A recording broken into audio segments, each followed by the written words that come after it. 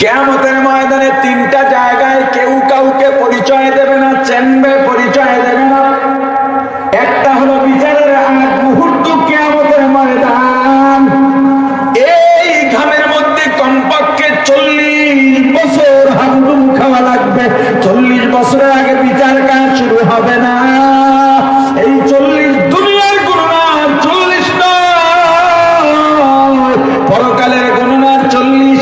পরকালের একদিন সমান সমান দুনিয়ার 50,000 বছর।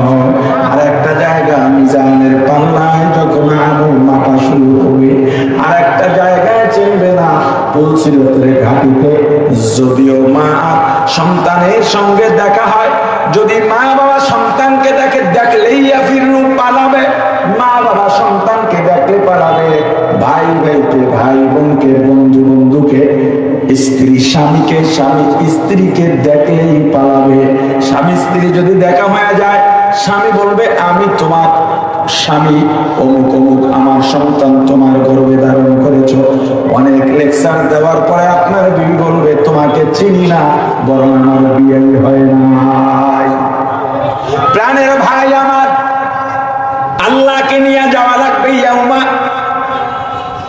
কিয়ামতের ময়দানে। ইয়াউমা লা ইয়ানফাউ মালুন ওয়ালা বানুন ইল্লা মান আতাল্লাহ। কিয়ামতের ময়দানে মামলার পার্টি বড় করে শোনা, দুনিয়ার মাল, ধন সম্পদ, টাকা পয়সা, স্ত্রী সন্তান, দুনিয়ার পথ পাওয়ার ক্ষমতা কোনো কাজে লাগবে না। লা ইয়ানফা, কোনো উপকারে আসবে না। কি উপকারে আসবে জানো? ইল্লা মান আতাল্লাহ। আল্লাহ বলেন যারা আমি আল্লাহর কাছে আসবে, কি নিয়া? বিকলবিন সালিম, একটা পরিশুদ্ধ কলব নিয়া।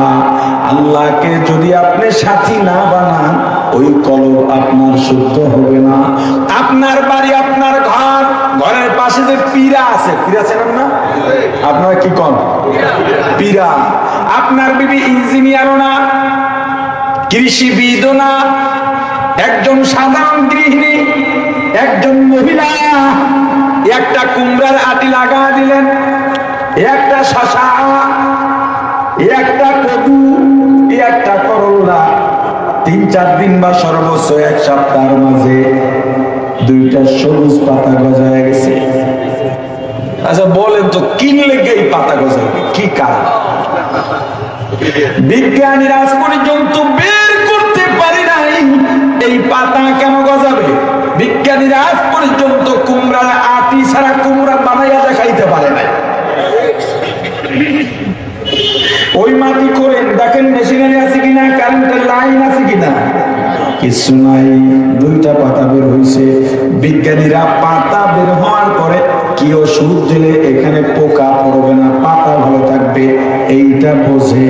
কিন্তু পাতা কেন সবুজ, পাতা কেন উঠলো, এটা বলতে পারে না।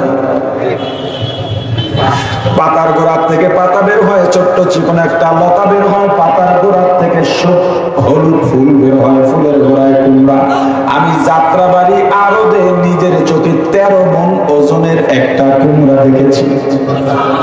একবারও কি আপনি ভাবছেন চিকন একটা লতা, এই লতার আপনি টুকরা টুকরা করে কাটেন, লতার মধ্যে কুমড়ার গ্রাম নাই, আটিরও গ্রাম নাই, ফুলেরও গ্রাম নাই, শাকেরও গ্রাম নেই। এই চিকন লতার থেকে এত বড় ফল। আবার কুমড়ার যে শিকড় আছে, এটা গভীরেও যায় না, চিকন কিছু শিকড় মাটির উপরে ভাগে থাকে, বাচ্চারাও টান দিলে ছিঁড়ে উঠে আসবে।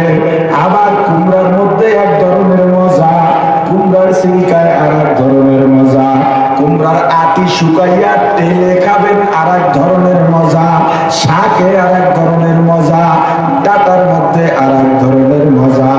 আজ পর্যন্ত পৃথিবীর কোন বিজ্ঞানী বলে নাই, এটা আমাদের গবেষণার ফল বলছে নাকি? যেহেতু কেউ বলে নাই, এর পিছনে একজন আছেন না নাই? জোরে বলেন তিনি কে? জোরে বলেন তিনি কে? জোরে বলেন আল্লাহু আকবার। আর জোরে বলেন আল্লাহু আকবার। ইল্লাল্লাহ, লা ইলাহা ইল্লাল্লাহ, লা ইলাহা। আল্লাহ বলেন ইন্না ফি খালকিস সামাওয়াতি ওয়াল আরদ, আসমান ও জমিনের মাঝে যত সৃষ্টি আছে, মাখলুক, ইখতিলাফিল লাইলি ওয়ান নাহার, এবং রাত ও দিনের ভেতরে যে একটা ইখতিলাফ আছে, আবর্তন আছে, কখনো দিনের ভেতরে রাত ঢুকে যায়, কখনো রাতের ভেতরে দিন ঢুকে যায়।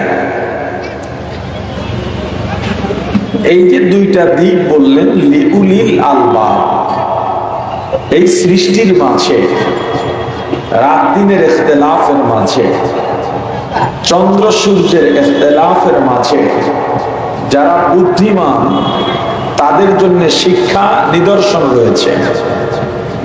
নিদর্শন কাদের জন্য? জবাব দিতে হবে। যদি আপনারা বলেন জবাব দেবেন না, তাহলে আমার বয়ান সামনে আগাইতে পারবো না। আপনারা বসছেন জবাব দেওয়ার জন্যই, এটাই বাস্তবতা, এটা আপনার দায়িত্ব। এবং আলেমদের আলোচনার মাঝে জবাবের অপশন এলে জবাব দেবেন, এতে সত্য সাক্ষীর সওয়াব হবে।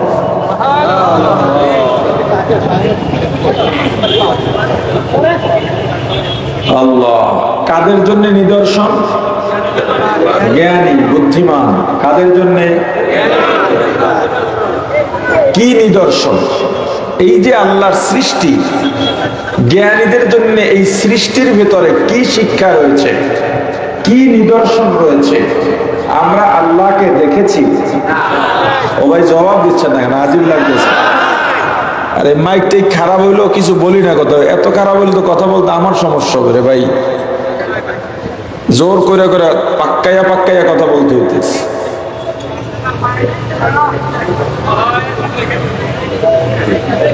আল্লাহকে দেখেছি,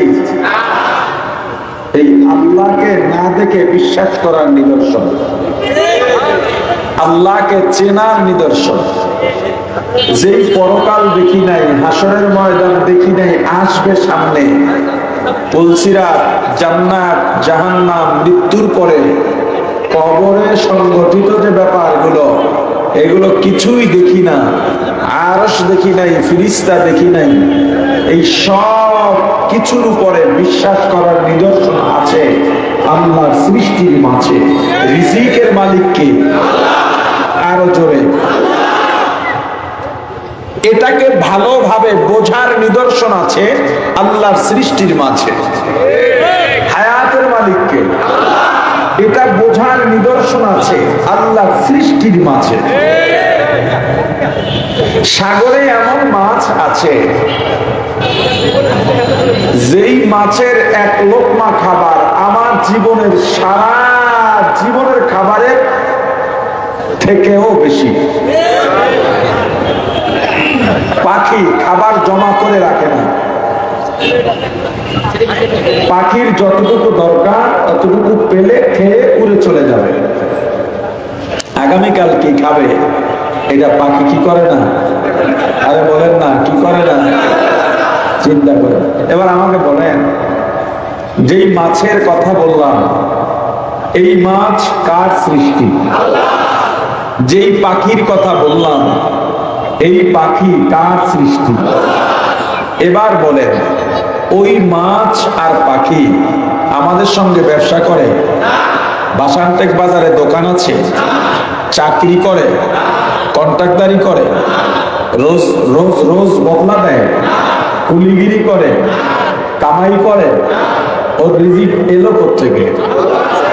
আরে বলে না, কোত্থেকে? রিজিকের মালিক কে? আরো জোরে বলেন।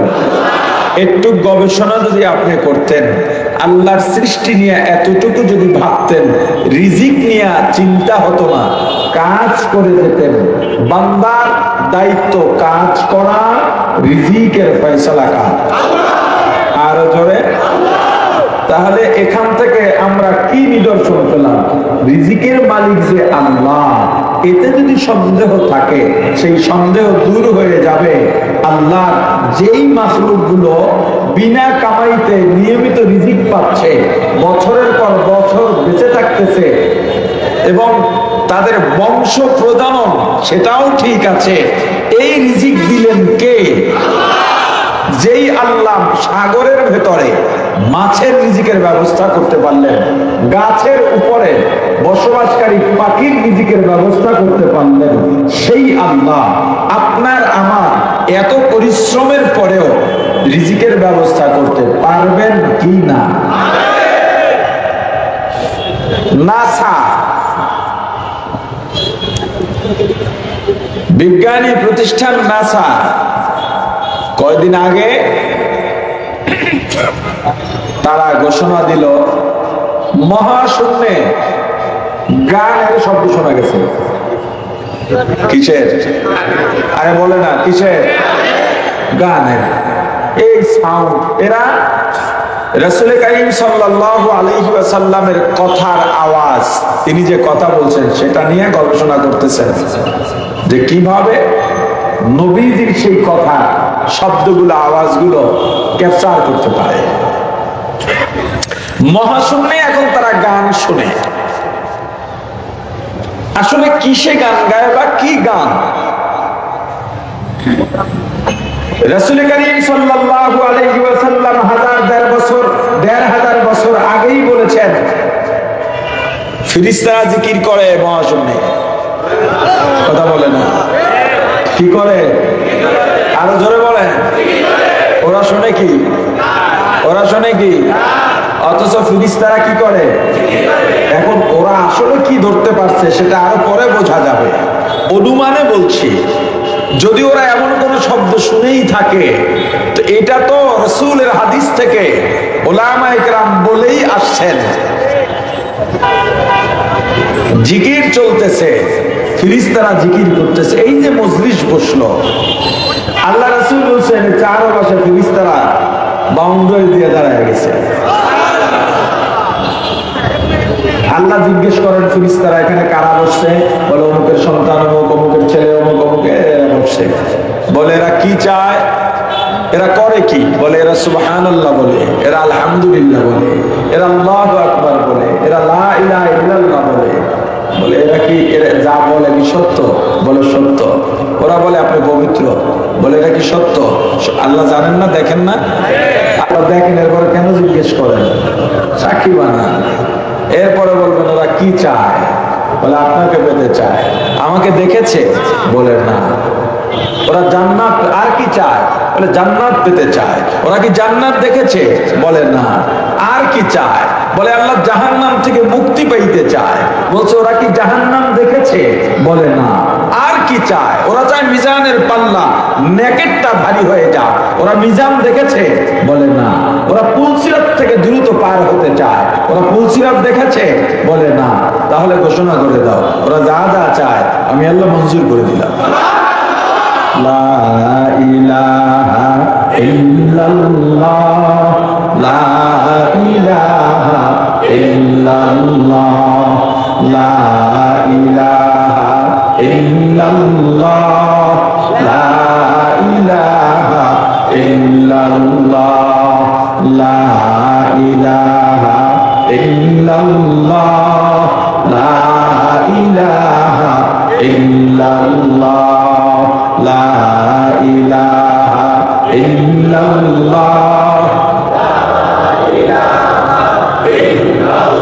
আল্লাহ আল্লাহ क्या मुबारक नाम है, अल्लाह अल्लाह आशिकों का काम है, जिक्र हक मुतवदाई रूह रा मरहमा मोदी दिले मजरूह रा, ला इलाहा इल्लल्लाह,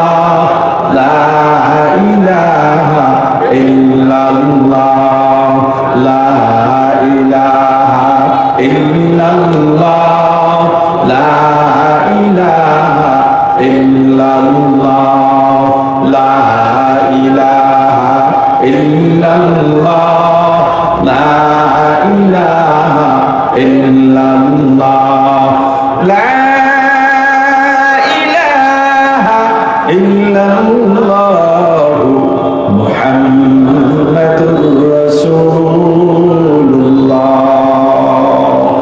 ওরা শুনছে গান, যদি এটা ফেরেশতাদের আওয়াজই হয়ে থাকে।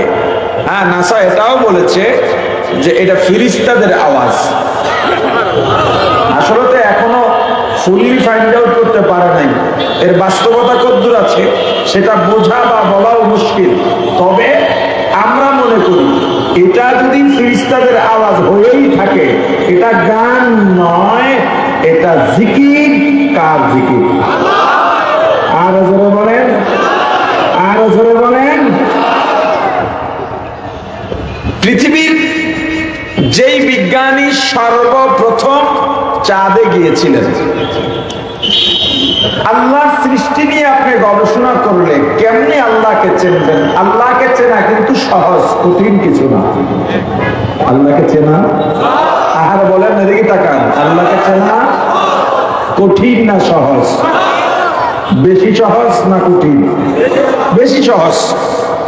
আপনার বাপকে চিনতে যতটা কঠিন, আপনার মা চিনতে যতটা কঠিন, আপনার বন্ধু চিনতে যতটা কঠিন, এত কঠিনও নয় আল্লাহকে চেনা।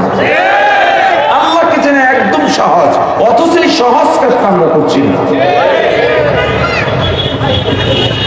যেই বিজ্ঞানী সর্বপ্রথম চাঁদে গিয়েছিলেন, নীল আর্মস্ট্রং, উনি চাঁদে গিয়ে দেখলেন চাঁদে একটা ফাটল দেখা যায়। চাঁদে তো ফাটল থাকবে না, শুনছি চাঁদে কোনো কলঙ্ক নাই, ফাটল এলো থেকে? চাঁদ থেকে নামলেন, গবেষণা করলেন, বিজ্ঞানী তো, চাঁদে ফাটল কেন?